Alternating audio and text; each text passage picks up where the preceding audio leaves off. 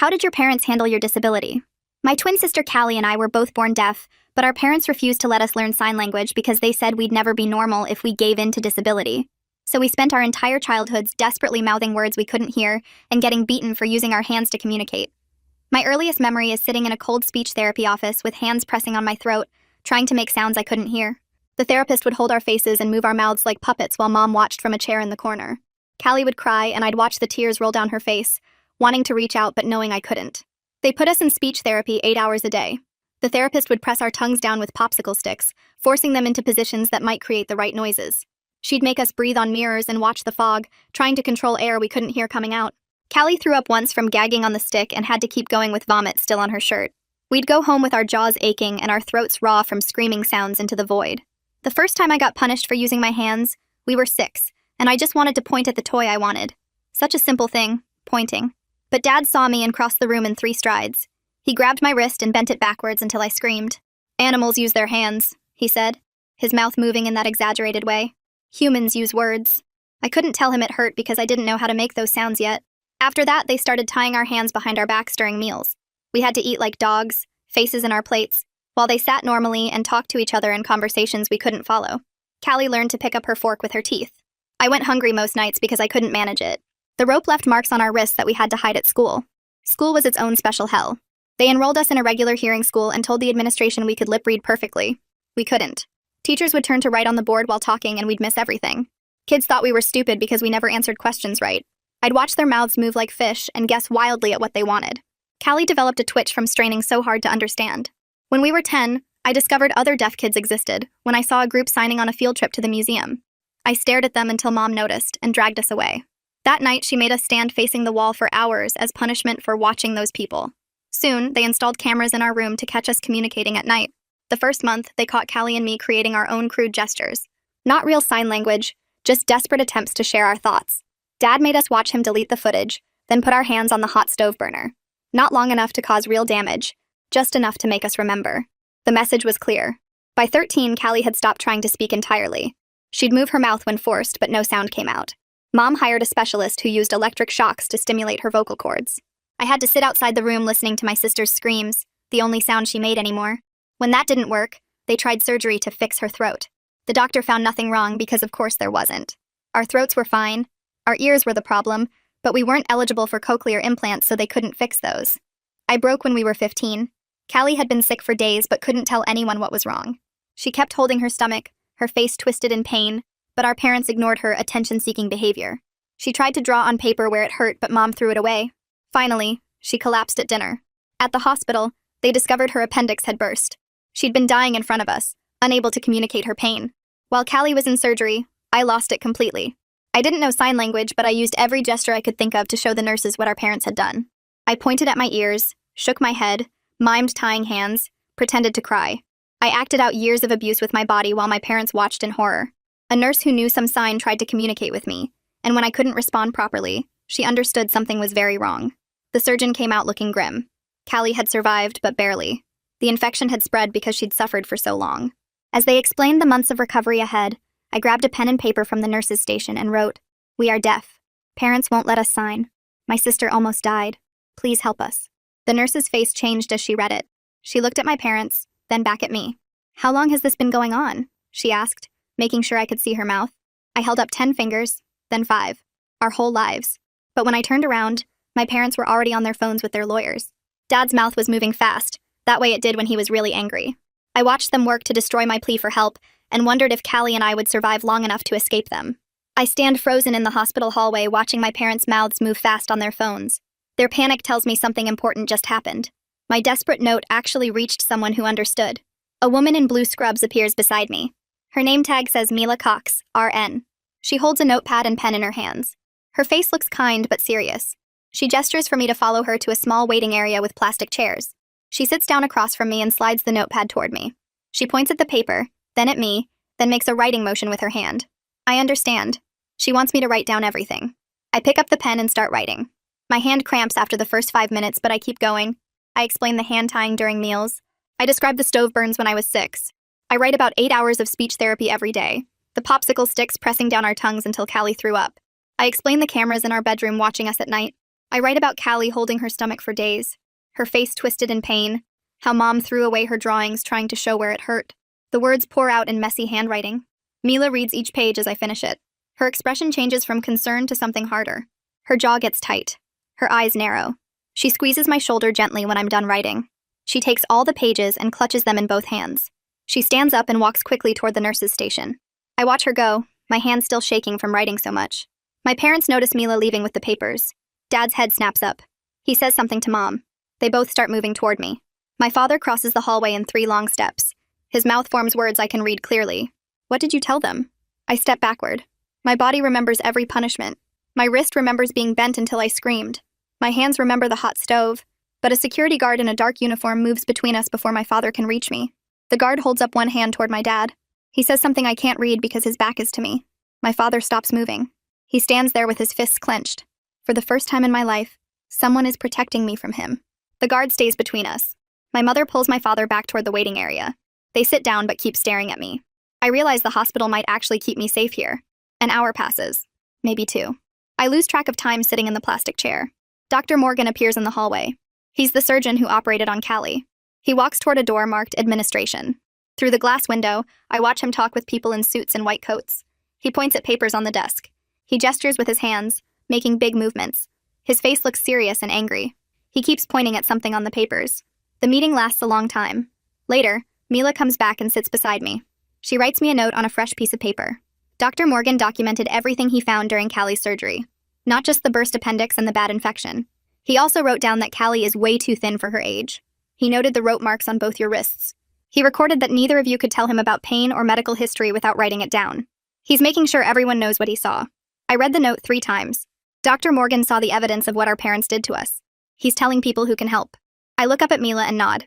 She pats my hand. A woman in a gray suit arrives. She wears an official badge that says Child Protective Services. Her business card says Nadine Thurman, caseworker. Mila brings me to a small room with a table and chairs. The room has no windows. Nadine sits across from me. Another woman stands beside her. This woman's hands start moving. She's making signs. Actual ASL signs.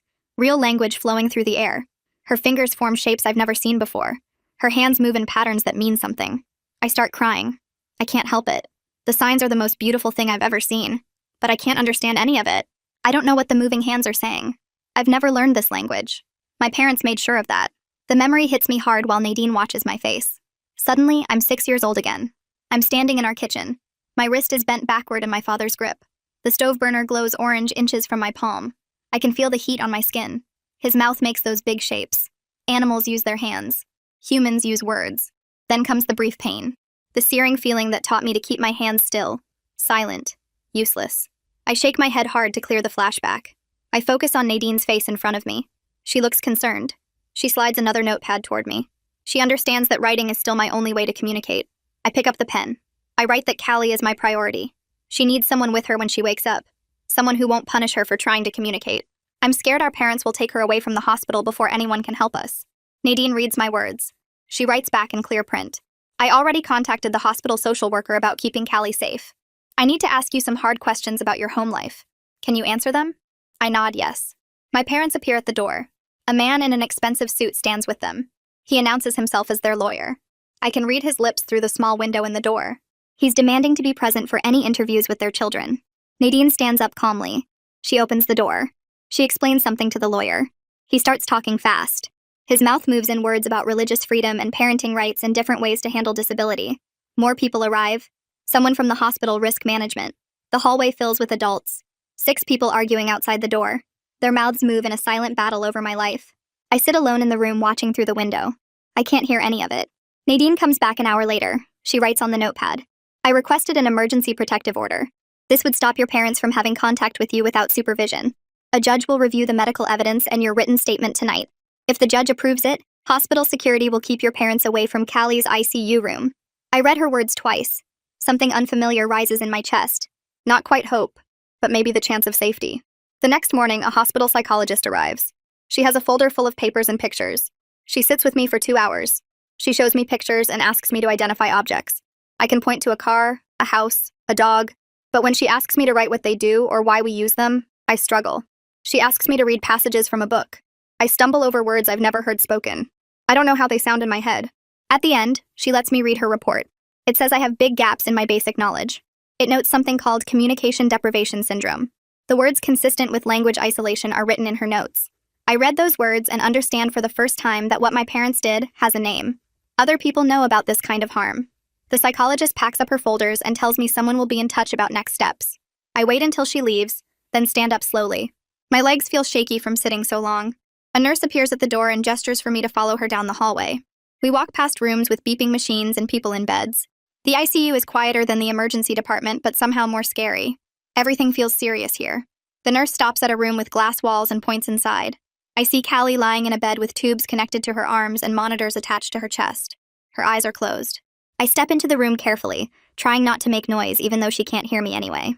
The nurse leaves and I'm alone with my sister for the first time since the ambulance took her away. I move to the bedside and just stand there watching her breathe. Her face looks pale against the white pillow. There's a big bandage on her stomach where they cut her open. I reach out slowly and touch her hand. It feels warm. Her fingers twitch and then her eyes open. She looks confused for a second, blinking at the bright lights and strange ceiling. Then her eyes find my face and I watch recognition spread across her features. Her mouth opens like she wants to say something but no sound comes out. I squeeze her hand gently and she squeezes back. We stare at each other and I can read the question in her eyes without needing any words. Am I safe? Is this real? What happened? I nod slowly, trying to put everything into that one movement. Yes, you're safe. Yes, I'm here. Yes, everything changed. She keeps squeezing my hand and I see tears forming in her eyes. I want to tell her about the nurses, about Nadine, about the protective order, but we don't have language for any of that yet. So I just hold her hand and let my eyes say what my mouth can't. I'm not leaving you. We're going to be okay. I promise. A doctor comes in to check her monitors, and we have to let go of each other's hands. I step back against the wall and watch him write notes on a clipboard. He leaves without trying to talk to me. I move back to Callie's bedside, and she's already reaching for my hand again. We stay like that for what feels like hours, just holding on to each other in the quiet room. Nadine appears in the doorway holding a folder full of papers. She waves to get my attention, then gestures toward the hallway. I look at Callie and she nods, telling me it's okay to go. I squeeze her hand one more time and follow Nadine to a small waiting area with uncomfortable plastic chairs. She sits down and pulls out a thick stack of papers from her folder. She writes on her notepad in big clear letters. The judge approved the emergency protective order. I read the words twice before they make sense. Nadine slides the official court document across to me, and I pick it up with shaking hands. The legal language is hard to understand, but I can make out the important parts. My parents' names are listed at the top. Then there are paragraphs about temporary custody and supervised visitation and restrictions on medical decisions. I read one section 3 times. The judge finds credible evidence of a pattern of physical punishment for natural communication attempts and medical neglect that resulted in life-threatening injury to the minor child. The words swim in front of my eyes. Someone in power actually believed us. Nadine writes another note. Your parents can only see you and Callie with a CPS supervisor present. They cannot make any medical choices for you right now. The hospital has copies of this order.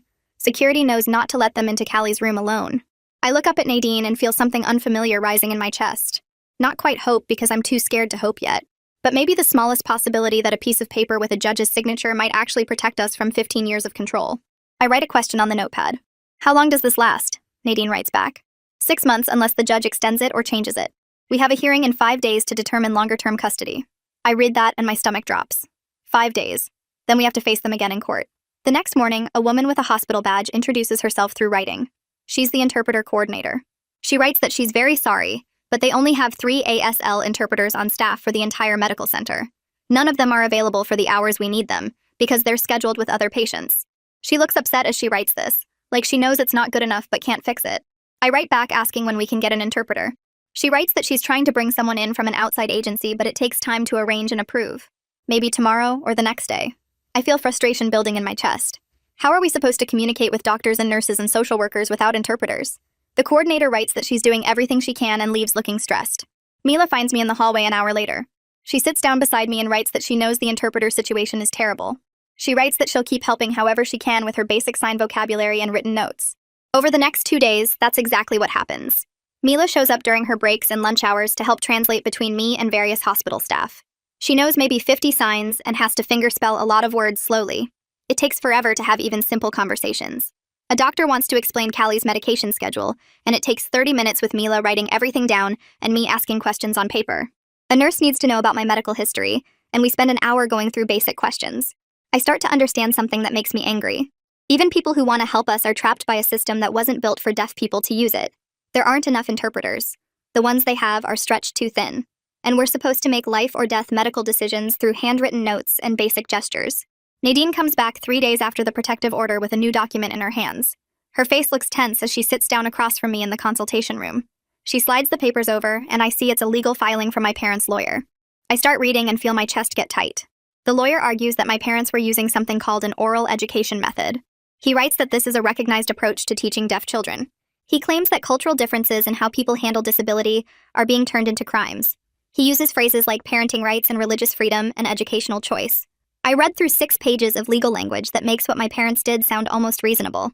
Like tying our hands and burning us with stove burners was just a different parenting philosophy. Nadine watches my face as I read. When I finish, she writes a note that makes my stomach hurt. Some officials might agree with this argument. Some people think your parents were trying to help you succeed in a hearing world. We need to be ready for people who see this as a parenting choice, not abuse. I stare at the note and feel rage building. How can anyone think 15 years of punishment for using our hands was helping us? How can they call it a choice when we were 6 years old and had no power? But Nadine's face tells me she's serious. This is going to be a fight. Some people will take our parents' side. I write back asking what happens next. She writes that the court scheduled an emergency shelter care hearing for 5 days from now. That hearing will decide if we stay in state custody or go back home while the investigation continues. My hands start shaking as I write my next question. Do I have to talk at the hearing? Nadine nods and writes that my written statement is powerful, but hearing directly from me will matter more to the judge. She writes that I don't have to speak if I can't, but it would help our case. I think about standing in a courtroom with my parents watching. I think about using my voice, the voice they forced me to develop through years of painful therapy. The thought makes me want to throw up, but I write back that I'll do it because Callie can't testify yet, and someone has to tell the truth about what happened. 3 days after her surgery, Callie develops a fever. I'm sitting beside her bed when a nurse comes in to check her temperature. The thermometer reads 101 degrees. The nurse leaves quickly and comes back with Dr. Morgan. He examines Callie carefully, pressing on her stomach and checking the surgical site. Then he pulls out a notepad and writes that sometimes infection flares up even after the appendix is removed. He writes that this happens more often when treatment got delayed as long as Callie's did. The infection had time to spread before surgery. Her body is still fighting it off. She needs to stay in the hospital for at least another week, maybe longer. I read his note and feel my stomach drop. Another week means she'll miss the shelter care hearing. She won't be there to show the judge what happened to her. Dr. Morgan writes another note saying he's starting her on stronger antibiotics and they'll monitor her closely. He leaves and I sit back down in the chair beside Callie's bed. She's asleep, her face flushed from the fever. I watch her breathe and feel guilt washing over me. I'm healthy enough to fight while she's still recovering from nearly dying. I'm the one who can testify while she's stuck in a hospital bed. I spend the next 3 days barely leaving her room. I sleep in the chair beside her bed. Nurses bring me food and I eat without tasting it. Nadine visits and updates me on hearing preparations, but I can barely focus on what she's writing. All I can think about is Callie lying there fighting an infection that happened because neither of us could communicate that she needed help. The fever breaks after 4 days, and Dr. Morgan writes that she's improving, but she still can't leave the hospital. She still can't come to court. I'm going to have to face our parents alone. The shelter care hearing happens in a small courtroom that smells like old wood and cleaning products. Nadine meets me outside and walks me through security. I've never been in a courthouse before. Everything feels too formal and scary. We sit in the hallway waiting for our turn, and I watch other families going in and out of different courtrooms. Some people are crying. Some look angry. Everyone looks stressed. Finally, a bailiff calls our case number and we walk into the courtroom. It's smaller than I expected from TV shows. There's a judge sitting up high behind a big wooden desk. My parents are already there with their lawyer, sitting at a table on one side. Nadine leads me to a table on the other side. An interpreter stands beside the judge's bench. I watch her hands move as she translates what the judge is saying into ASL. I can only understand maybe 1 word in 10. The signs are too fast and too complex for my limited knowledge. But I can tell from everyone's faces that official court business is happening. Papers are being filed. Lawyers are making arguments. The judge asks questions. It all happens in a language I can't fully access even with the interpreter there. After what feels like forever, Nadine touches my arm and points to the witness stand. It's my turn. I stand up on shaky legs and walk to the small podium beside the judge. Nadine comes with me and stands next to me. The judge says something and the interpreter's hands move. I don't understand, but Nadine taps the written statement I've been carrying. I spent 2 days writing this statement with Nadine's help. We worked through every detail, every incident, every punishment. Now I have to read it out loud. I unfold the papers with trembling hands and start reading. My voice comes out scratchy and weird. I'm not sure I'm pronouncing all the words right. I describe the stove burn when I was 6. I describe the rope marks on our wrists from being tied during meals.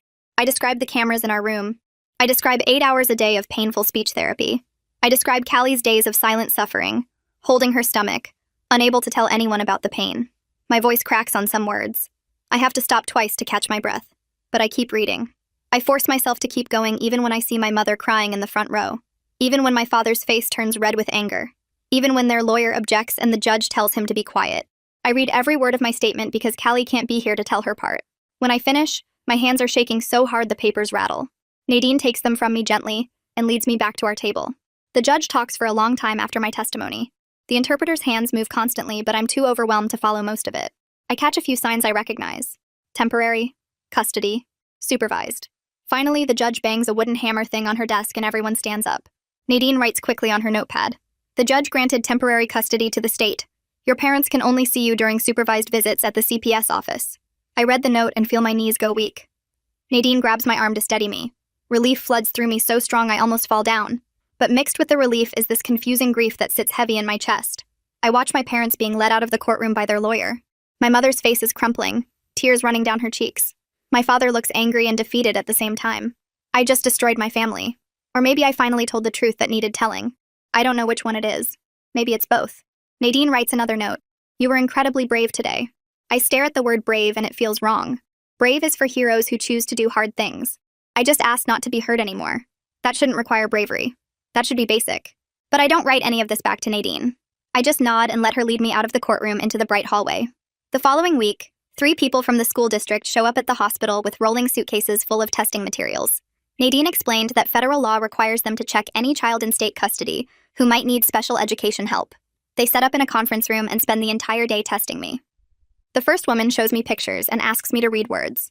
I stumble over half of them. The second specialist makes me read paragraphs out loud and answer questions about what I read. I get maybe 60% right. The third person tests my vocabulary by showing me objects and asking me to explain how they're used. I can identify things, but explaining their purpose in writing is much harder. They test my ability to follow spoken directions by having me watch their mouths and do what they say. I miss most of the instructions because I can't lip read that well despite 15 years of forced practice. Each test reveals another gap in my knowledge. Things other 15-year-olds know that I don't. Words I've never learned. Concepts I missed because I couldn't hear teachers explain them. By the end of the day, I feel exhausted and stupid. One of the specialists must see my face because she writes a note saying this isn't about intelligence. It's about access. I didn't have access to education the way hearing kids do. That's not my fault. But reading those words doesn't make me feel better about how far behind I am. A week later, Nadine brings me their official report. It's 20 pages long and uses lots of big words I don't understand. But the main points are clear. I'm reading at maybe a 6th grade level.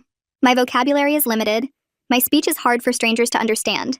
My ability to follow spoken language is poor. The report recommends something called an IEP, which Nadine explains is a plan for special education help. They want to give me an ASL interpreter for classes. They want to bring in a deaf education expert. They want to provide extra services to make up for years of educational neglect. I read the word neglect and feel it settle into my bones. That's what it was. Not helping me succeed. Neglect. A different woman comes to interview me the next week. She introduces herself as a court-appointed psychologist. She has an interpreter with her this time, someone who can actually translate everything we say. The psychologist asks questions about my feelings toward my parents. She asks what I remember about growing up. She asks what I'm afraid of now. She asks what I want for the future. The questions go on for 2 hours and I answer as honestly as I can. I tell her I'm scared and relieved at the same time. I tell her I love my parents and hate what they did to us. I tell her I don't know who I am without their control shaping every moment of my life. I tell her I'm angry that Callie almost died. I'm angry that we spent 15 years without real language. I'm angry that some people think our parents were just trying to help us. The psychologist writes everything down in a notebook. She doesn't react or judge. She just listens and writes. 2 days later, she comes back to interview Callie. I wait outside the room while they talk. After an hour, the psychologist comes out looking concerned. She writes a note saying Callie refused to speak or sign during the interview. She would only communicate through written notes, and even then, her answers were short. The psychologist writes that this is common for trauma survivors. Sometimes shutting down feels safer than opening up. She writes that Callie will talk when she's ready. We can't force it. I think about my sister lying in that hospital bed, silent in every possible way. Not speaking, not signing, barely writing, retreating into herself the same way she did at home when things got too hard. I want to fix it, but I don't know how. The psychologist must see my face because she writes one more note. You can't heal her. You can only heal yourself and be there when she's ready to heal too. I read those words and feel them hit something deep inside me. I've spent 15 years trying to protect Callie, trying to take punishments for her, trying to communicate for her. But maybe that's not what she needs anymore. Maybe she needs space to figure out her own path to healing, even if that path is different from mine. The first supervised visit happens 2 weeks later in a small room at the CPS office with gray walls and a table between us. Nadine sits in the corner with her notebook, her pen ready. My parents come in looking smaller than I remember, like they shrunk somehow. Mom's hair is pulled back tight and Dad's wearing a suit like he's going to court. They sit across from us and Callie grabs my hand under the table, squeezing hard.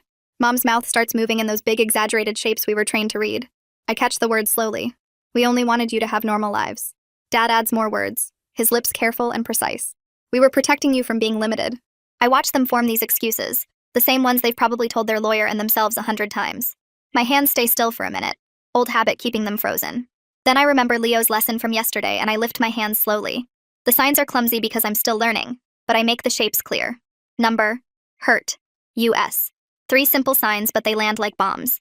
Mom's face crumples and Dad's jaw gets tight. Nadine writes something in her notebook. The visit lasts 30 minutes and nobody says anything real. 3 weeks after Callie's surgery, Dr. Morgan schedules a follow-up appointment at the hospital. We sit in the exam room while he checks the surgical site, his fingers gentle on Callie's stomach. He writes notes on a pad and slides them across to us.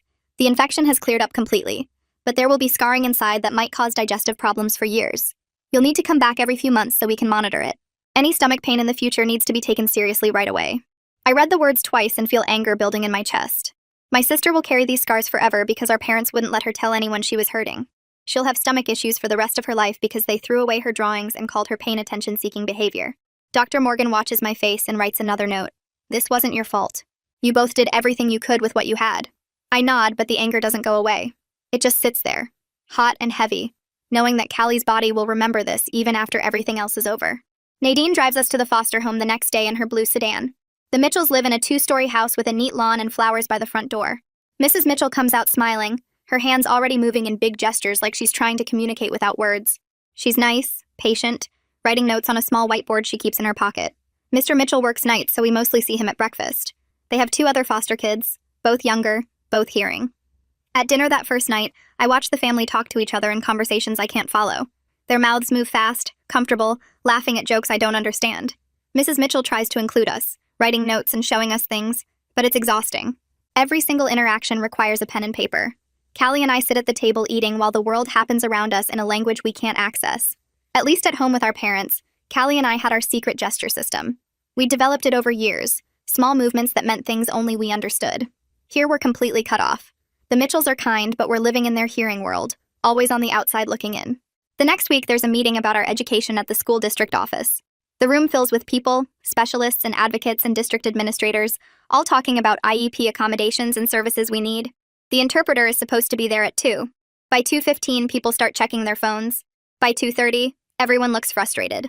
They try to keep going with written notes, but it takes forever. Every question requires writing it down, waiting for me to read it, writing my answer, then writing it again so everyone understands. A simple question about math class takes 5 minutes. People keep glancing at the clock. Then Mila shows up on her lunch break from the hospital, still wearing her scrubs. She sits next to me and starts using her basic sign vocabulary, the simple stuff she knows, bridging gaps where she can. It helps, but everyone leaves the meeting exhausted and behind schedule. We only got through half the agenda. I start understanding something sitting in that room watching adults get tired and annoyed. The system's failure to provide communication access isn't just inconvenient. It's another form of isolation. It's another way of controlling us, making us depend on other people's patience and time. It's another way of saying our access needs are burdens instead of rights.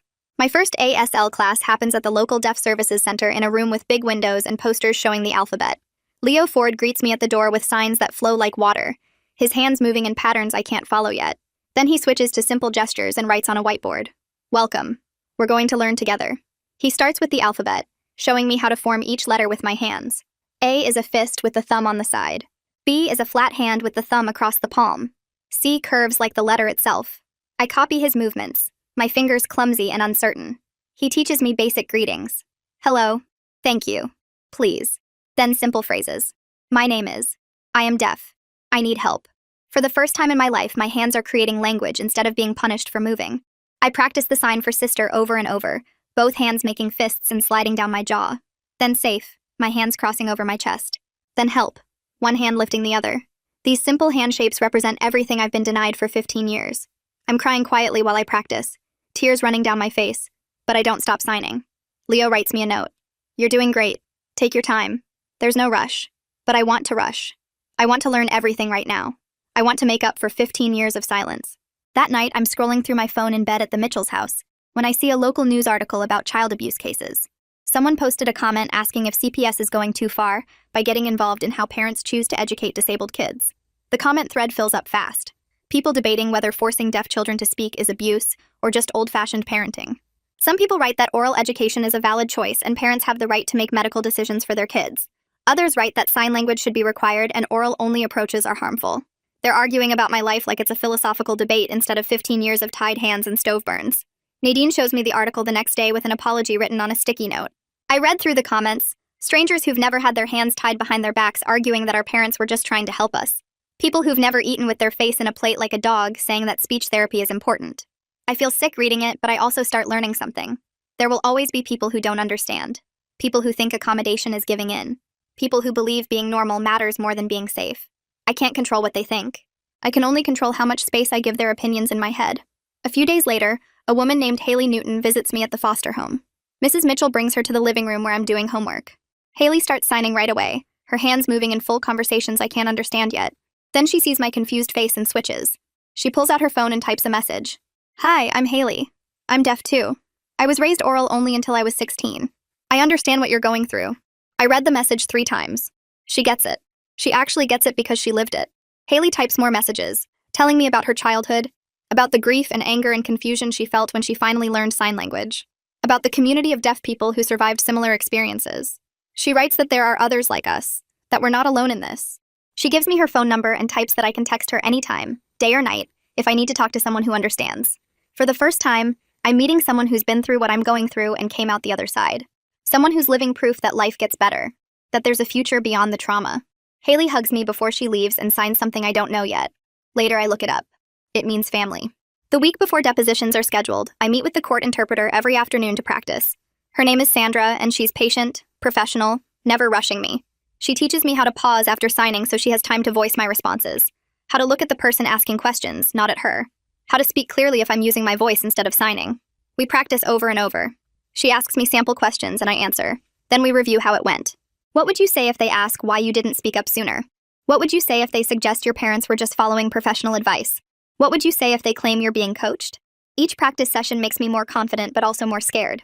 I'm terrified of being cross-examined by my parents' lawyer. Terrified of having my words twisted into something that makes their abuse sound like love. Sandra writes me a note at the end of our last practice session. You're ready. Just tell the truth. That's all you have to do. But the truth feels so big and complicated. How do I explain 15 years in a deposition? How do I make them understand what it's like to have no language? No way to share your thoughts? No way to tell anyone you're hurting? At Callie's next therapy session, I sit in the waiting room while she meets with her therapist. After an hour, the therapist comes out looking concerned. She asks me to come into her office and shows me her notebook. Callie refused to write or gesture or engage with any of my questions today. She just sat there. I've seen this before with trauma survivors. Sometimes shutting down feels safer than opening up. I walk back to the waiting room where Callie sits staring at the floor.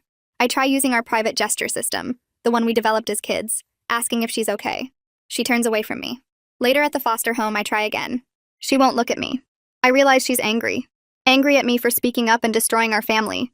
Angry at the system for separating us from our parents. Angry at herself for nearly dying. Angry at everyone and everything.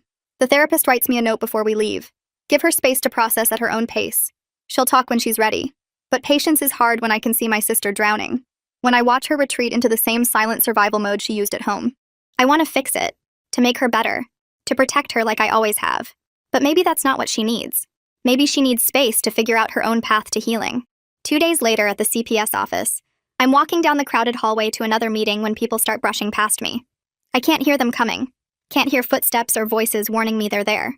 Someone bumps my shoulder hard, and I spin around, but they're already gone.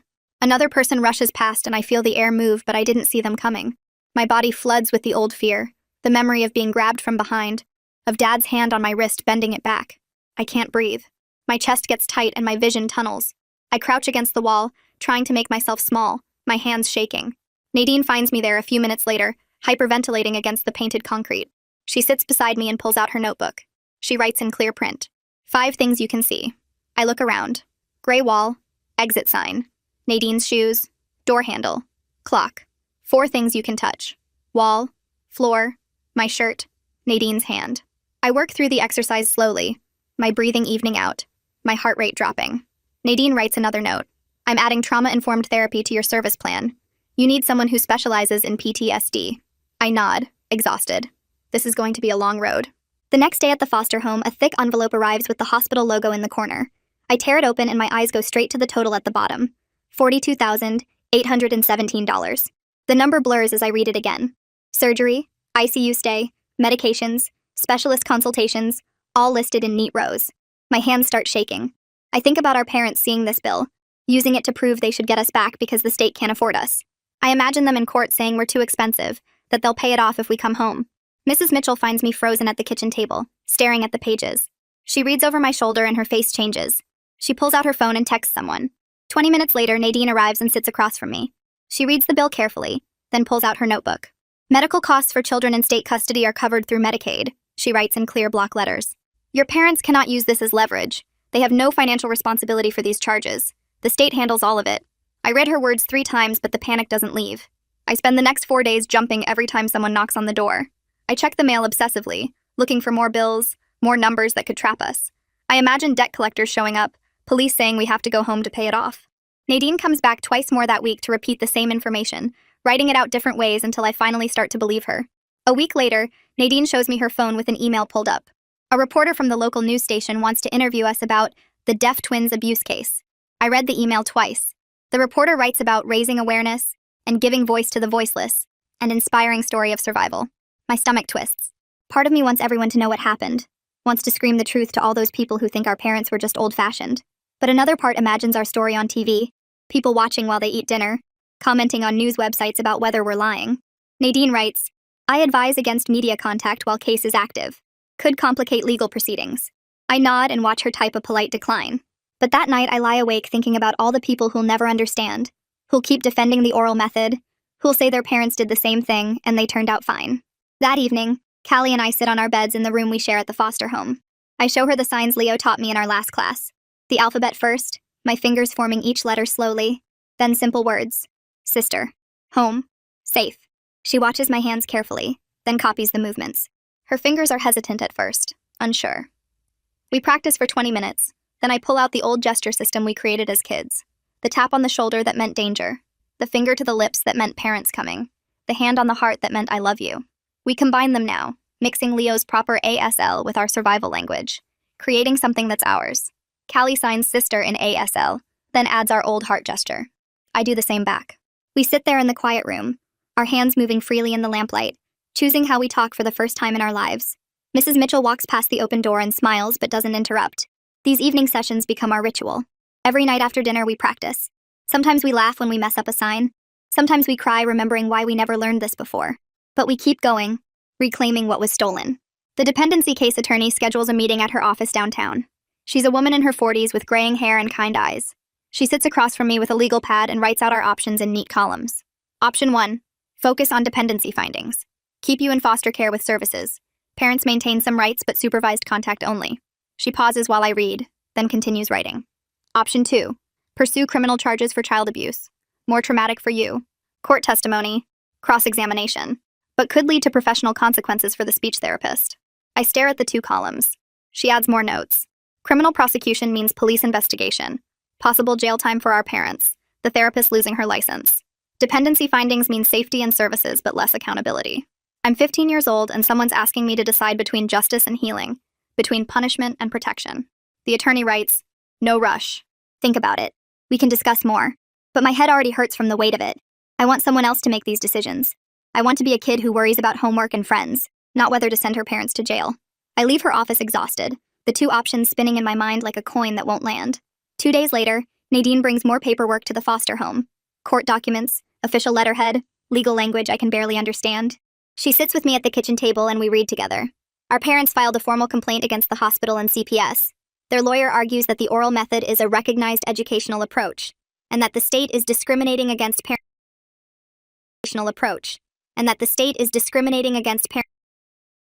parents. They're claiming freedom of belief. Like 15 years of punishment was just a different opinion about how to raise deaf kids. The filing includes references to other families who used oral-only approaches, expert testimony from audiologists who support speech training, arguments about parental authority. I watch Nadine's face get tight as she reads. My hands clench into fists under the table. The paper crumples in my grip. They're still doing it. Still trying to make their control sound like love. Still arguing they were helping us. The rage builds in my chest, hot and sharp. I want to scream that help doesn't leave rope burns, that love doesn't involve stove burners. But I just sit there, crushing the paper, while Nadine writes notes about the court's response timeline. A month passes and Nadine stops coming to our appointments. Mrs. Mitchell explains that there's been departmental restructuring, whatever that means. Instead, a new caseworker shows up. Lando. He's younger than Nadine, maybe late 20s, with nervous energy and an overstuffed briefcase. He sits down with me and Callie and pulls out our file. It's thick now, hundreds of pages. He reads through it while we wait, his eyes moving fast across the words. Then he looks up and pulls out a notebook. I need to understand your situation, he writes. Can you tell me what happened? I stare at him. Everything is in that file. The stove burns, the tied hands, the cameras.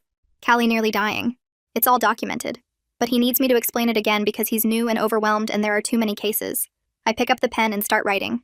The same story I've told 5 times now. My hand cramps after the first page. Lando is nice, apologetic even, but I can see he's drowning in paperwork. He has 20 other cases. He doesn't know the details of our needs, doesn't understand why interpreter scheduling matters, hasn't built the relationship Nadine had. I realize right there that I'm going to have to fight harder now. The system's turnover means starting over, explaining over, advocating over and over because no one person holds all the knowledge of what we need. 3 weeks later, Lando drives us to a court hearing. We arrive 20 minutes early and wait in the hallway. The interpreter is supposed to be here at 9. 9:15 passes. 9:30. The judge's clerk comes out looking annoyed. My parents' lawyer stands near the courtroom door, checking his watch dramatically and complaining loudly about delays. I watch the clock on the wall, each minute ticking by while we wait for communication access. My anxiety climbs with each passing second. 9:45. The interpreter finally rushes in, apologizing, explaining about traffic and another appointment running late. The judge refuses to start without her, which I appreciate, but I also feel the weight of everyone's frustration. The lawyer's comment about accommodation delays hangs in the air. I understand something new sitting in that hallway. Interpreter shortages aren't just scheduling problems. They're barriers that make my access needs feel like burdens. They're delays that make people annoyed at me instead of at a system that doesn't hire enough interpreters.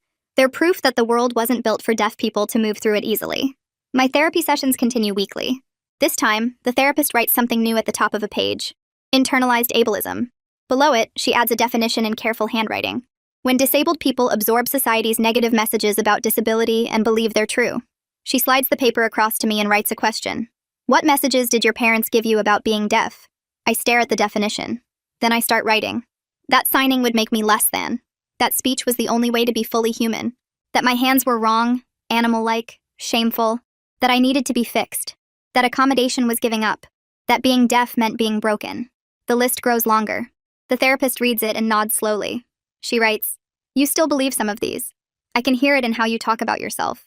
I feel something shift in my chest. A recognition. I do still believe it. Part of me still thinks I should try harder to speak clearly. That using ASL is easier but lesser. That needing interpreters makes me a burden. My parents' voices live in my head, telling me I'm not enough as I am. The therapist writes one more thing. Naming the shame is the first step to releasing it.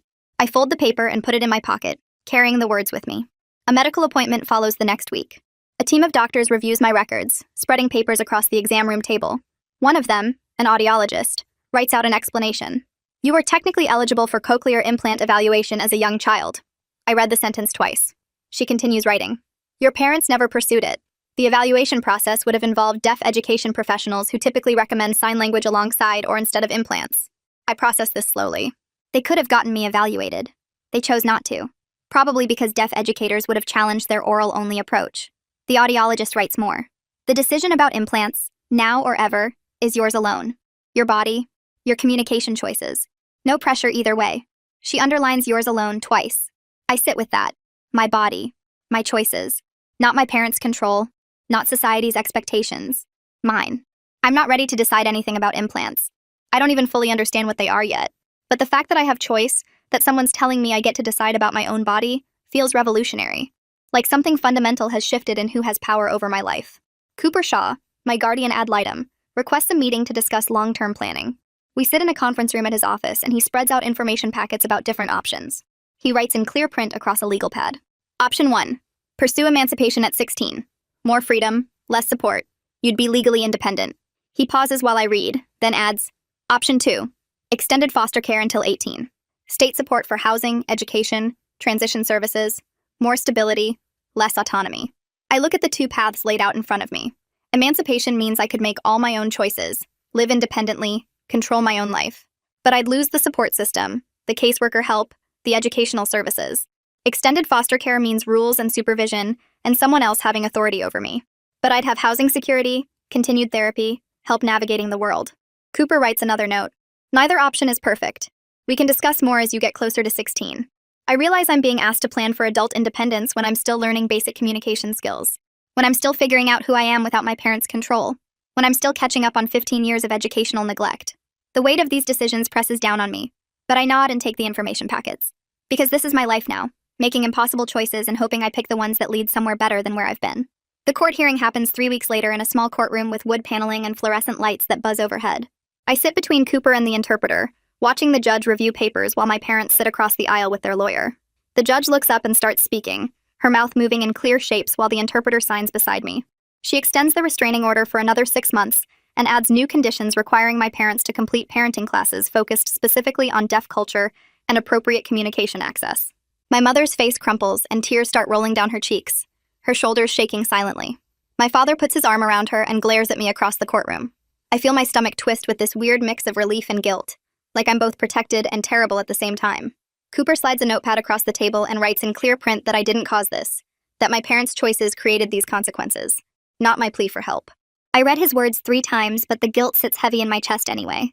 The judge dismisses us, and I walk out past my parents without looking at them, feeling their eyes on my back the whole way down the hallway. The nightmares start that same night. I wake up gasping in the dark foster home bedroom, my hands clutching the sheets because in the dream they were tied behind my back and I was screaming without sound. Callie is asleep in the bed across from me, her face peaceful in the moonlight coming through the window. I try to go back to sleep, but every time I close my eyes, I see the stove burner getting closer, or Callie collapsed on the floor holding her stomach, or my father's face twisted in anger. The next night it happens again, and the night after that. By the end of the week, I'm exhausted and jumpy, flinching at every unexpected movement. Mrs. Mitchell notices the dark circles under my eyes at breakfast, and writes me a note asking if I'm sleeping okay. I shake my head and she contacts Lando, who sets up appointments for a sleep study and consultation about trauma-related insomnia. The doctor explains through an interpreter that nightmares are normal after trauma, that my brain is processing years of fear and pain. She gives me a plan with grounding exercises to do before bed, teaches me how to focus on 5 things I can see, and 4 things I can touch when panic rises. The foster parents get me a weighted blanket that presses down on my chest like a gentle hug. These tools help manage the symptoms, even though the trauma itself sits unchanged inside me, waiting. Haley texts me 2 weeks later inviting Callie and me to a community event at the local deaf center. We take the bus across town on a Saturday afternoon, watching the city pass by through smudged windows. The deaf center is in an old brick building with a rainbow flag outside and a sign with hands forming the ASL symbol for community. We walk through the front door and suddenly we're surrounded by people signing, their hands flying through conversations we can't follow yet, but can see are full of laughter and connection. A woman at the welcome table greets us in sign, then switches to writing when she sees our confused faces. She points us toward a group of teenagers gathered near the snack table. 3 deaf kids around our age approach us and sign slowly, exaggerating their movements so we can try to follow. They fingerspell their names and ask where we're from, their faces friendly and patient when we struggle to respond. One girl shows us the signs for different foods and drinks, making jokes that involve facial expressions more than words. For the first time, I see what belonging might look like. A community where communication access isn't something I have to fight for, but something that just exists naturally. Callie watches everything with wide eyes, her hands twitching like she wants to join the conversations but doesn't know how yet. We stay for 2 hours, mostly watching and learning, and when we leave, I feel this strange lightness in my chest. The lightness disappears 3 days later when Lando calls and asks to meet urgently. He shows up at the foster home that evening looking stressed and apologetic, his hands shaking slightly as he writes out an explanation. He accidentally emailed our confidential case file to the wrong address, sent it to someone with a similar name in his contacts list. The breach got contained quickly when the person called to report receiving it, but Lando explains that a stranger saw the details of our abuse for several hours before the mistake was caught. I feel anger rising hot in my throat because our trauma became someone's careless error, because strangers might have read about the stove burns and the tied hands and Callie nearly dying. Lando apologizes over and over, his face red with embarrassment and guilt. He writes that the agency is implementing new security protocols to prevent this from happening again, that he's being formally reprimanded. I want to yell at him, but I don't have the words yet in either English or ASL, so I just nod stiffly and leave the room. Later that night, I lie in bed thinking about how the system that's supposed to protect us keeps failing in small ways that add up to big violations of trust. The video statement recording happens the following week in a small office with professional lighting and a camera on a tripod. An interpreter stands beside the camera, and another sits next to me for support. The lawyer explains through the interpreter that I can take breaks whenever I need them, that I can write instead of speak when words fail, that this recording will be used in court but I won't have to testify in person again. I nod and they start the camera. I look directly at the lens and start talking about the stove burn, describing how my father held my hand over the burner just long enough to teach me a lesson. My voice cracks and I have to stop, taking deep breaths while the interpreter waits patiently.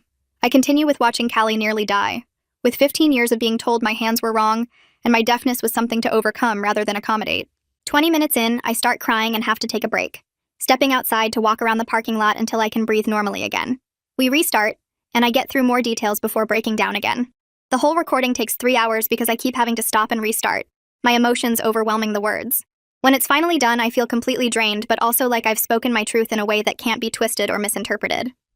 The lawyer writes that my testimony was powerful and clear, that the judge will understand exactly what happened. My new school placement starts the next Monday at a regional program for deaf and hard of hearing students. Most of my teachers are deaf themselves or fluent in ASL, and having an interpreter in every class means I can actually follow instruction for the first time ever. But on Wednesday, a substitute teacher takes over my English class and immediately starts teaching with her back to us, turning to write on the board while giving instructions I can't lip-read from behind. I raise my hand and try to explain that I need her to face the class when talking, but she waves me off and keeps writing. The regular interpreter isn't available, and the substitute doesn't understand why this matters. I feel that old frustration building, the same helpless anger from years of being told to just try harder. After class, I go straight to the principal's office and write out a formal complaint, explaining that facing students when speaking is a basic accommodation for deaf students, not a special favor or optional courtesy. The principal reads my complaint and apologizes immediately, explaining that the substitute wasn't properly trained. She promises staff training for all substitutes and sends an email that same day to every teacher in the building. I walk out of her office realizing I'm learning to advocate for myself without apologizing, to demand access instead of politely requesting it. An anonymous message arrives through Haley 3 days later. She forwards it to my phone with a note that someone wants to share their experience. I read the message slowly, my heart starting to pound. The person writes that they were a patient of the same speech therapist who worked with Callie and me when we were children. Their account describes hours of painful oral motor exercises, punishment for using hands to communicate, a rigid belief that speech was the only acceptable way for deaf children to exist in the world. They include specific details that match my memories exactly, the same popsicle sticks pressing our tongues into positions, the same mirrors to watch our breath fog, the same shame and pain when we couldn't produce the right sounds. The message includes dates from 8 years ago, proving this therapist hurt other children long after she hurt us. I sit on my bed reading and rereading the message, feeling less alone but also more angry. We weren't the only children damaged by this system, by this person who believed she was helping us succeed. I meet with Cooper and the dependency attorney the following week to discuss filing a formal complaint with the state licensing board against our childhood speech therapist. They explain that the complaint process requires detailed statements documenting specific abusive practices that went beyond legitimate therapy into coercion and punishment. I spend the next 3 weeks writing out memories I'd rather forget, describing the physical pain of having my tongue pressed down until I gagged, the fear of making mistakes, the hours of repetitive exercises that left my jaw aching. Each memory I write down feels like picking at a wound that hasn't healed yet. Haley stops by the foster home one evening when I'm struggling with a particularly difficult section about the cameras in our room.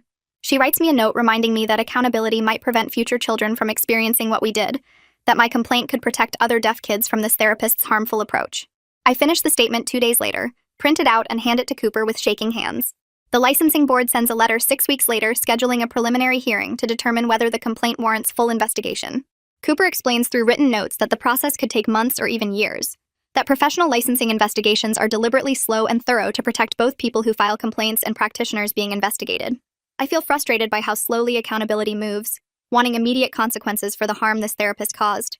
Cooper writes that justice isn't always swift, but that doesn't mean it's not worth pursuing, that systems have to be careful and methodical even when that feels painfully slow. I learned to sit with the discomfort of waiting, of knowing that doing the right thing doesn't always lead to quick satisfaction. Dr. Morgan schedules Callie's 3-month follow-up appointment, and we take the bus to his office on a Tuesday morning. He examines her surgical site carefully, pressing gently on her abdomen and watching her face for signs of pain. Through written notes, he explains that the site is healing well, but she'll need ongoing monitoring for adhesions and digestive issues related to internal scarring from the burst appendix and infection. He writes that she's gained 12 pounds since the surgery, and her overall health has improved significantly now that she's in a placement where she can communicate her needs and access proper nutrition. He adds a note that the medical improvement is concrete evidence that removing us from our parents' control was the right decision. I watch Callie reading his notes, her face relaxing slightly as she understands she's getting better. We leave his office with a folder of information about managing potential long-term effects, and I feel grateful that at least the physical damage is healing, even if the emotional scars remain. The state scheduled settlement talks 3 weeks after Callie's follow-up appointment, and Lando drove us to a conference room at the county building where our parents sat on one side of a long table with their lawyer, and we sat on the other side with Cooper and a court interpreter. The hospital's legal team joined by video call, their faces appearing on a screen mounted to the wall. Our parents' attorney opened by arguing that the oral method was a recognized educational approach supported by decades of research, that our parents had consulted with licensed professionals who recommended this path, and that cultural differences in disability philosophy shouldn't be criminalized by the state. I watched my mother nodding along, her face set in that determined expression I knew so well. My father's mouth formed careful words about wanting us to succeed in a hearing world, about protecting us from isolation and limited opportunities. The hospital's lawyer countered with medical records documenting Callie's near death from burst appendix, the rope marks on our wrists, my written testimony about punishment for using our hands. The state's attorney added educational evaluations showing massive gaps in our learning, psychological assessments noting trauma symptoms, and expert testimony about communication deprivation syndrome. The talks went in circles for 2 hours, our parents refusing to acknowledge that their approach caused harm, their lawyer insisting they'd followed expert guidance and acted with good intentions. Finally, the mediator called a break and wrote that settlement seemed unlikely, given the fundamental disagreement about whether abuse had occurred. When we reconvened, the judge who'd been observing remotely announced she was setting a firm trial date for the dependency adjudication in 6 weeks. I felt my stomach drop because that meant testifying again, going through everything in detail in front of my parents and a courtroom full of strangers. Lando drove us back to the foster home in silence, and I stared out the window wondering how many more times I'd have to tell this story before someone believed it enough to keep us safe permanently. 2 days later, Lando picked us up with all our belongings packed in garbage bags and explained through written notes that he'd found a better placement for us. We drove across town to a neighborhood with smaller houses and big trees, and Lando pulled up in front of a blue house with a ramp leading to the front door. A woman stepped onto the porch, and her hands moved in fluid ASL signs before she even reached us. Lando introduced her as Priscilla Doyle, and she signed directly to me and Callie, her face expressive and her signs clear and slow. I caught maybe 1 word in 5, but watching her communicate in our language, seeing her hands shape meaning in the air, made my chest tight with something I couldn't name. We followed her inside, and I stared at everything like I'd entered another world. Deaf culture artwork hung on the walls, paintings and photographs of hands signing, of deaf performers and activists. The doorbell was connected to lights that flashed throughout the house. Captions ran across the bottom of the television screen. Priscilla showed us to a bedroom we'd share, and she signed something I didn't fully understand, but her face was kind and welcoming. That night at dinner, she signed slowly while also writing things down, bridging the gap between our limited ASL and her fluency. For the first time in my life, I lived somewhere that was built for deaf people, instead of forcing us to adapt to a hearing world. Callie and I lay in our beds that night, and I watched the streetlight patterns on the ceiling, feeling something shift inside me that I didn't have words for yet. Lando enrolled us in a regional program for deaf and hard of hearing students the following week, and I walked into the building terrified that I'd be just as lost as I was in regular school. But the receptionist signed to me at the front desk, and the hallways had visual alert systems for bells and announcements. And when I entered my first classroom, the teacher signed while speaking, making sure every student could access the lesson. The teacher assessed my skills that first day and discovered I could read at maybe a 5th grade level. My math was scattered with huge gaps, and my general knowledge had massive holes from years of missing information. But instead of making me feel stupid, she wrote out a plan that would address the gaps while building on what I did know. She paired me with a deaf student mentor who'd help me navigate the school and practice ASL during lunch. My classes were small, maybe 8 students each, and every teacher was either deaf or fluent in ASL. For the first time, I could follow instruction completely, could ask questions and get answers I actually understood, could participate in class discussions through sign instead of sitting silent and confused. I came home exhausted those first weeks because learning in a language I was still acquiring took massive mental energy, but I was actually learning instead of just surviving. My confidence grew with each assignment I completed successfully, each test I passed, each moment I understood what was happening around me. The dependency adjudication hearing started on a cold morning in November, and Cooper met us outside the courthouse to explain what would happen. The hearing would span 2 full days with testimony from everyone involved in our case. I'd have to testify again, but this time with more preparation and with Cooper beside me for support. We entered the courtroom and I saw my parents sitting with their lawyer, my mother's face pale and my father's jaw set hard. The judge called the hearing to order and the state's attorney began presenting evidence. Felix Morgan testified first, describing Callie's medical condition when she arrived at the hospital, the burst appendix and dangerous infection, the signs of neglect he'd observed beyond the immediate medical emergency. He explained that the delay in treatment had caused internal scarring that would affect Callie for years, possibly her whole life. Mila Cox testified next about her attempts to communicate with me, about the desperation in my gestures, and the written note that revealed years of abuse. Nadine took the stand and walked through her investigation, the interviews she'd conducted, the evidence she'd gathered. A psychologist testified about communication deprivation syndrome, explaining how denying a deaf child access to language causes measurable cognitive and emotional harm. Educational specialists presented our test results and evaluations, documenting the massive gaps in our learning that resulted from years in inaccessible classrooms. The first day ended with testimony from the speech therapist who'd worked with us as children, and I watched her defend the oral method as legitimate, while the state's attorney pressed her on specific techniques she'd used that crossed into punishment and coercion. The second day started with my testimony, and I took the stand with the interpreter beside me. Cooper had helped me prepare for days, practicing staying calm under cross-examination, focusing on facts rather than emotions. I described 15 years of communication deprivation in clear, specific detail. The rope marks on our wrists from having our hands tied during meals. The stove burn when I was 6 that taught me to keep my hands still. The cameras installed in our room to catch us trying to communicate. The hours of painful speech therapy that left our jaws aching and throats raw. Callie's days of suffering with appendicitis because she had no way to tell anyone what was wrong. I watched the judge's face as I testified, and I saw her expression shift from neutral to concerned to openly angry. My parents' attorney cross-examined me, trying to frame their actions as misguided love rather than abuse, but I held firm to the facts of what happened. When I stepped down, I felt wrung out, but also stronger somehow, like I'd finally been heard completely. The judge took a brief recess to review her notes, and when she returned, she issued her ruling from the bench without hesitation. She found our parents responsible for medical neglect that nearly killed Callie, for educational neglect that left us years behind academically, and for emotional abuse through systematic denial of communication access. She ordered them to complete extensive parenting classes focused specifically on deaf culture and appropriate accommodations, to attend therapy to address their beliefs about disability, and ruled that we would remain in state custody with only supervised visitation until further review in 6 months. My mother started crying, and my father's face went hard and cold, but I felt relief wash through me so strong my knees went weak. Our parents' attorney filed an appeal within days and also filed a countersuit claiming the state had violated their constitutional rights to raise their children according to their religious and philosophical beliefs. Cooper explained the legal filings to me through written notes and the interpreter at our next meeting. The appeal would take months to work through the system, and most of the countersuit claims had been dismissed by the judge as lacking merit, but a narrow appeal about parental rights would proceed. He emphasized that none of this would affect our current placement or safety, that we'd stay with Priscilla regardless of how the appeals played out. I asked if we'd have to testify again, and he wrote that probably not, that the appeal would focus on legal questions rather than factual disputes. I felt frustrated that the legal process kept dragging on, that there wasn't one clean moment where everything got resolved and we could move forward. Cooper wrote that I needed to learn to live with uncertainty, that legal systems move slowly and messily, and that healing couldn't wait for perfect closure. I read his note 3 times and tried to accept that justice doesn't always look like what you imagine, that sometimes you have to keep living and healing even while the official processes grind forward at their own pace. My therapy sessions with the trauma counselor started shifting focus around this time, moving from crisis management to deeper identity work. She asked me to think about who I was beyond being a survivor of abuse, to consider what interests and dreams I might have if I wasn't constantly in survival mode. The question stumped me because I'd never thought about myself that way.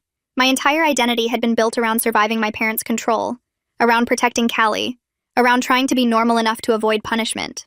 I started writing between sessions about things I'd never let myself explore. I liked art and drawing but had never pursued it because my parents said it was frivolous. I was curious about science but had missed so much school that I didn't know where to start. I wondered what it would be like to have friends, real friends who I could talk to freely, instead of the careful surface relationships I'd maintained to hide our home life. The therapist asked me to write about the person I wanted to become, now that I had access to language and education, and I spent hours staring at blank paper because the possibilities felt overwhelming. The narrative was slowly reframing in my head from what was done to me to who I'm choosing to become, and that shift felt both liberating and terrifying. One evening after dinner at Priscilla's house, Callie and I were sitting in the living room practicing ASL signs from our classes when she suddenly looked at me and her hands moved in careful, precise shapes. I watched her sign each word slowly and clearly, forming a complete sentence in ASL for the first time since we'd started learning. Her hands shaped, "I love you, sister," and I felt tears spring to my eyes because she was choosing to communicate this way, choosing to embrace the language our parents had forbidden for 15 years. I signed back, "I love you too," and we sat together in comfortable silence that felt nothing like the isolated silence of our childhood. This silence was full of understanding and connection, of two people who could communicate whenever they wanted without fear of punishment. Priscilla walked past and smiled at us, signing something about being proud of our progress, and I realized this was what family could look like when it wasn't built on control and fear. Cooper scheduled a meeting to discuss long-term planning, and he spread papers across Priscilla's dining room table explaining our options.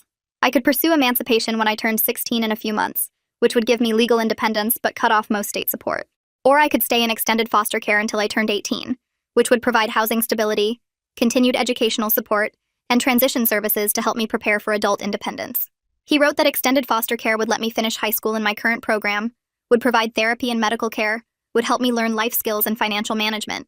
The trade-off was less autonomy, more rules and oversight, but also more security and support during a critical time when I was still learning language and catching up academically. I thought about trying to survive on my own at 16 with limited education and no support system, and I knew I wasn't ready for that. I agreed to the extended foster care plan, relieved to have structure and support while I continued healing and learning. Cooper wrote that this didn't mean I was weak or dependent, that choosing help when you need it is actually a sign of strength and self-awareness. The licensing board investigation into our childhood speech therapist expanded when 3 additional former patients came forward with similar accounts. Lando showed me the board's preliminary findings, which documented a pattern of coercive and punishing practices that went beyond legitimate therapy into abuse. The board issued a statement that the complaint warranted full disciplinary proceedings, which could take months or even years to complete but represented serious concern about the therapist's methods. I felt less alone knowing that other people had experienced similar harm and had chosen to speak up, that we weren't the only ones who recognized these practices as abusive, rather than helpful. The final decision about her license was still far away, but the investigation moving forward felt like validation that what happened to us mattered and deserved accountability.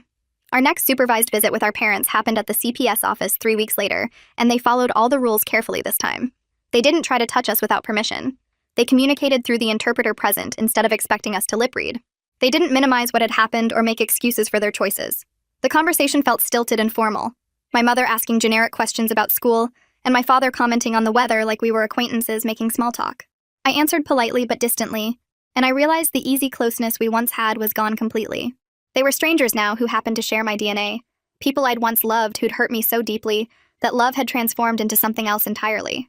I felt detachment instead of the yearning I'd expected, and that detachment felt like its own kind of freedom.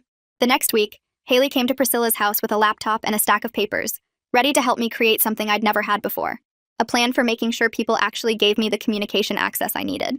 We sat at the kitchen table and she opened a document she'd started, a checklist that listed every type of appointment I might have and what accommodations each one required. Medical appointments needed interpreters scheduled at least 2 weeks in advance, she explained, typing as she talked, because hospital systems moved slowly and last-minute requests usually failed. Legal meetings required certified legal interpreters, not just anyone who knew some signs, because the technical language mattered in court settings. Educational settings needed both interpreters and written materials provided ahead of time, so I could review content before class discussions. Therapy sessions worked best with the same interpreter each time, so I didn't have to rebuild trust with someone new every week. We went through scenario after scenario, Haley asking me questions about what had worked and what hadn't in my appointments so far, and I realized I'd been accepting whatever scraps of access people offered, instead of knowing I could ask for specific things. She showed me how to email ahead of any appointment with my accommodation needs clearly listed, how to follow up if they didn't confirm the interpreter was scheduled, how to reschedule if they showed up without proper access instead of trying to muddle through. Priscilla joined us after a while and we practiced together, with me signing my needs and Priscilla pretending to be a doctor's receptionist who didn't understand why I needed an interpreter. The first few practice rounds I apologized constantly, adding, "If it's not too much trouble," and "I know it's hard to arrange," to every request, my hands forming the signs small and hesitant. Priscilla stopped me gently and signed that I needed to state my needs as facts, not requests for favors, because communication access wasn't a kindness someone did for me, but a right I had under the law. We practiced again and I signed more firmly. "I need a certified ASL interpreter for my appointment on Tuesday at 2 o'clock. Please confirm by Friday that one is scheduled." My hands moved with more confidence each time, and Priscilla smiled and signed that I was getting stronger at advocating for myself. Over the next several days, I used the checklist for real appointments, emailing the school counselor about next week's meeting, calling the doctor's office through the video relay service to confirm my checkup had an interpreter arranged, texting Lando to make sure he'd have an interpreter at our next CPS meeting. Each time I clearly stated what I needed, each time someone confirmed they'd provide it, I felt a little more solid in myself, like I was building something I could stand on. But then everything fell apart during one terrible week in late October, when Callie got sick with a bad cold, and I completely lost my mind with worry. She started coughing on a Monday, and by Tuesday I was checking on her every hour, feeling her forehead for fever, making her write down every symptom even though it was obviously just a regular cold. I wouldn't let her go to the school even though she felt well enough. Wouldn't let her go anywhere without me. Kept texting Priscilla during the day to make sure Callie was okay, even though Priscilla had already confirmed she was fine. On Wednesday, Callie wanted to go to the deaf center for the youth social night, but I told her she needed to stay home and rest, and she got angry and signed that I wasn't her mother and couldn't tell her what to do. I signed back that I was trying to keep her safe, that she didn't understand how dangerous it was when she couldn't communicate if something went wrong, and she threw a pillow at me and locked herself in the bathroom. Priscilla found me sitting outside the bathroom door crying, and she sat down beside me, waiting until I looked at her to start signing. She asked me what I was really afraid of, and I signed that Callie almost died last time she was sick, because she couldn't tell anyone what was wrong, and I couldn't let that happen again. Priscilla's face softened, and she signed that she understood my fear, but that I was trying to control Callie the same way our parents controlled us, even though my reasons were different. That hit me like cold water, and I sat there staring at her hands, realizing she was right. I was so scared of losing Callie that I was recreating the same suffocating control we'd just escaped, deciding what she could and couldn't do based on my fear instead of her actual needs. In my therapy session the next day, I talked about it with my therapist, and she wrote that trauma makes us repeat patterns sometimes, that I'd learned from our parents that control equals safety, even though that wasn't true. She wrote that healing wasn't a straight line, that I'd probably catch myself doing harmful things sometimes before I learned better ways. I apologized to Callie that night, signing that I was sorry for trying to control her choices, that she had the right to make her own decisions about her body and her health. She signed back that she understood I was scared, but that she needed me to trust her, and we sat together on the couch working out a compromise where she'd tell me if she felt worse, and I'd trust her to know her own body. It was hard letting go of that protective fear, but I knew I had to learn it. My report card arrived in early November, and I opened the envelope with shaking hands, afraid to look at the grades inside. But when I unfolded the paper, I saw passing grades in every single subject. C's and B's where I'd never gotten anything but F's before. My English teacher had written a note saying I'd made significant progress in reading comprehension, now that I could actually understand the class discussions, and my math teacher commented that I was catching up quickly with the right support. I was still behind where other kids my age were supposed to be. The report noted that clearly, but the trajectory was pointing up instead of down for the first time ever. The special education coordinator scheduled a meeting to discuss my options going forward, explaining through the interpreter that I could either work toward a traditional diploma if I kept making progress at this rate, or I could pursue a GED if that felt like a better fit for my learning style and goals. She showed me charts comparing the two paths, talking about how many credits I'd need for a diploma versus the subjects covered on the GED test, and asked me what I wanted to work toward. I realized I'd never been asked what I wanted for my education before, had never been given choices about my own learning. I told her I wanted to try for the traditional diploma, that I wanted to prove I could do what other students did if I had the right access and support. She smiled and signed that we'd make a plan together, adjusting as we went based on how things progressed. Walking out of that meeting with my passing report card in my backpack, I felt something I'd never experienced before. Earned pride and academic achievement that came from actual learning instead of just surviving. The following week, Haley texted me about a peer support group she was starting for deaf teenagers who'd experienced educational neglect or family rejection, asking if Callie and I wanted to participate. I was nervous about sharing our story with strangers, but Haley assured me that everyone in the group had been through similar things, that we'd all understand each other in ways hearing people couldn't. The group met at the Deaf Center on a Thursday evening, 6 teenagers sitting in a circle with Haley facilitating. She started by having everyone introduce themselves and share a little about why they were there, and I watched the other kids' hands as they signed their stories.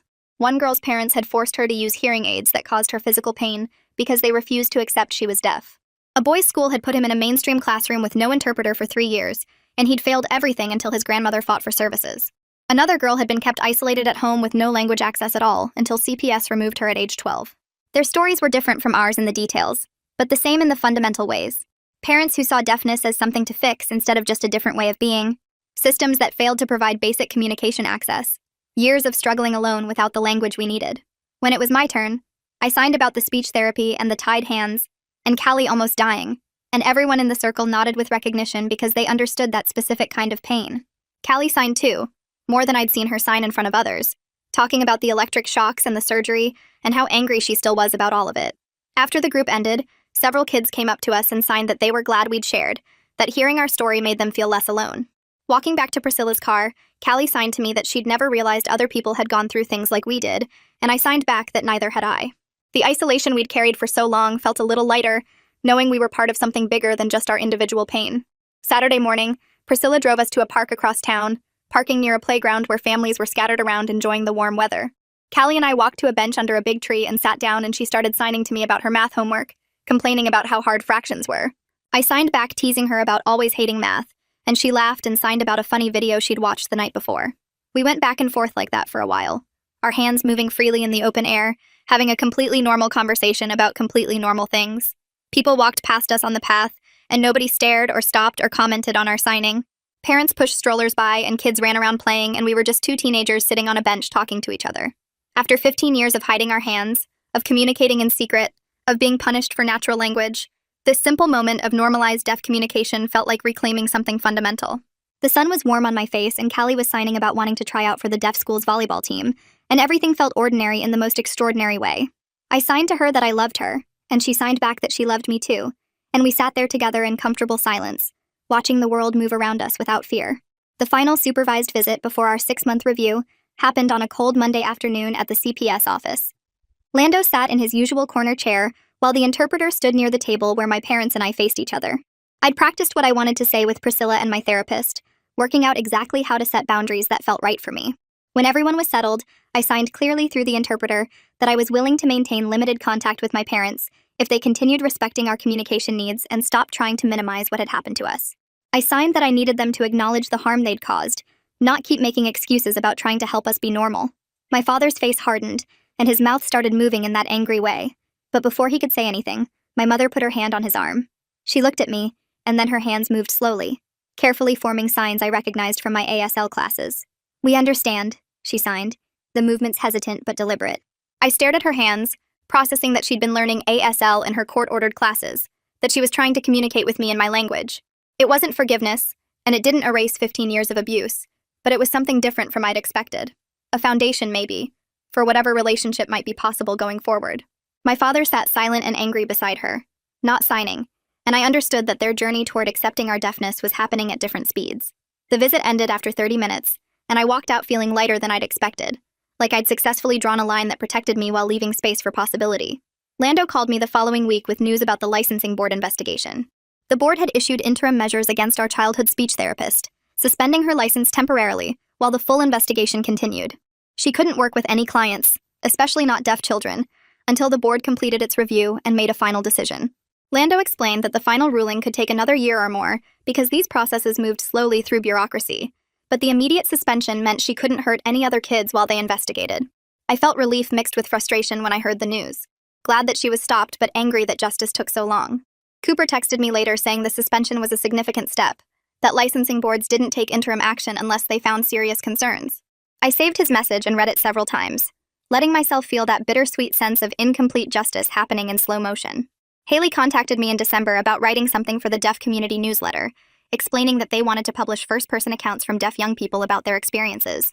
She said I could write about whatever felt right to share, that the goal was both testimony and resource for others going through similar situations. I spent 2 weeks working on it, writing and rewriting until I had something that felt true. I focused on survival strategies Callie and I had developed, the small ways we'd created communication in impossible circumstances, and what the healing process looked like now that we had access and safety. I wrote about the accommodation checklist and learning to advocate and the peer support group, practical things that might help someone else.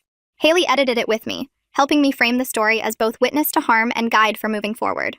When the newsletter came out in January, I held the printed copy in my hands and stared at my words on the page. My story, told in my own voice, not filtered through lawyers or caseworkers or therapists. Seeing it there felt like claiming agency over a narrative that had been controlled by others for my entire life.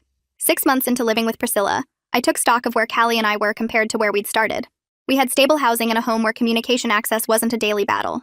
We had full access at the school with ASL fluent teachers and deaf peers. We had regular therapy helping us work through trauma. We had educational supports closing the gaps in our learning. We had legal protections keeping us safe from unsupervised contact with our parents. The licensing investigation was still grinding through its process, and the legal appeals were moving forward slowly through the courts. Supervised visits happened once a month with careful boundaries in place. I was learning ASL fluently now, having real conversations instead of just basic signs. Callie was signing full sentences and laughing with friends and trying out for volleyball. We were both building identities beyond just being survivors, figuring out who we were when we weren't in constant survival mode. Life wasn't perfect or completely resolved. My parents hadn't fundamentally changed their beliefs about disability and deafness. Professional accountability was incomplete and slow. I still woke up from nightmares sometimes, my hands tied behind my back in dreams. But I was safe. I had language flowing through my hands. I was surrounded by people who saw my deafness as difference rather than deficit. The story didn't end with everything magically fixed, with my parents transformed into perfect allies, with all the systems suddenly working right. It ended with me standing in a place where healing was possible, where I could build a future instead of just surviving each day, where my hands were finally free to speak the language they'd always wanted to form. That is how it played out for me. Now I want to hear how you would have handled it. Share your thoughts in the comments. I love reading all the different perspectives. You always make the best part of the conversation happen there.